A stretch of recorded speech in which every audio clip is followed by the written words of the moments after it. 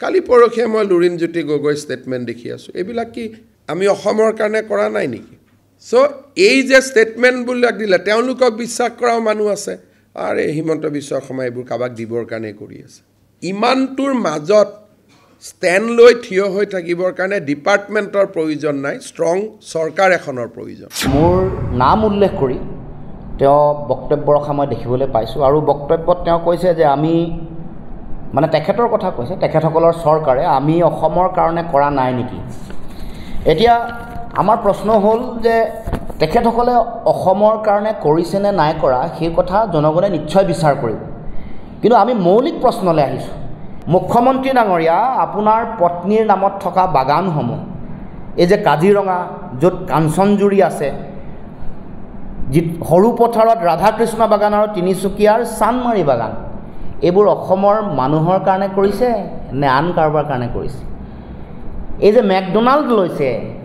এইবোৰ আপোনাৰ ঘৰৰ কাৰণে কৰিছে নে অসমৰ ৰাইজৰ কাৰণে কৰিছে কাজিৰঙাত বাণী গ্ৰীণ ৰিজৰ্ট বইন্দা ইণ্টাৰনেশ্যনেল স্কুল যিটো এটা সময়ত গুগল মেপত জলাশয় আছিলে বুলি আগতে আছিলে যিটো আপুনি নাইকিয়া কৰি দিলে অভাৰনাইট এতিয়া গুগল মেপত সেইটো জলাশয় স্থান বুলি কোনো বিচাৰি নাপায় যে এতিয়া কাৰ্বি আংলঙত যেতিয়া 23খন গাঁও 20,000 কাৰ্বি আদিবাসী আৰু নগালোকক যেতিয়া উচ্ছেদ কৰিছে 18,000 বিঘা মাটি বেলেগক দিবলৈ লক্ষ্য স্থিৰ কৰি লৈছে সেয়া তেওঁ অসমৰ কাৰণে কৰিছে নে কাৰ কাৰণে কৰিছে আমাক উত্তৰ দিব লাগে 4,000 বিঘা মাটি যোৱা 12 তাৰিখে ৰিলায়েন্সৰ লগত ইতিমধ্যে চুক্তি সম্পন্ন হৈছে 12 জুন তাৰিখে এই 4,000 মাটি যাৰ তলত চৰকাৰী সংস্থাই জৰীপ কৰাৰ পাছত তাৰ তলত চূণশিল থকা বুলি ইতিমধ্যে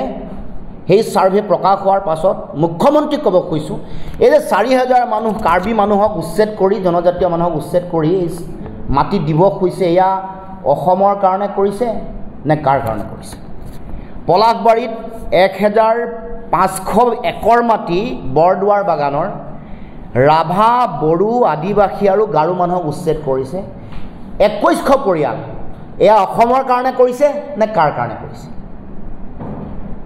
পলাশবাৰীৰ দৰাবিলৰ সমীপৰ যিটো অঞ্চল আছে ৰামপুৰ বুলি কয়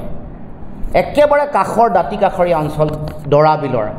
তাত 150 বিঘা মাটি তেওঁলোকে ইতিমধ্যে অধিগ্ৰহণ কৰাৰ সিদ্ধান্ত হৈছে প্লাষ্টিক পাৰ্কৰ নামত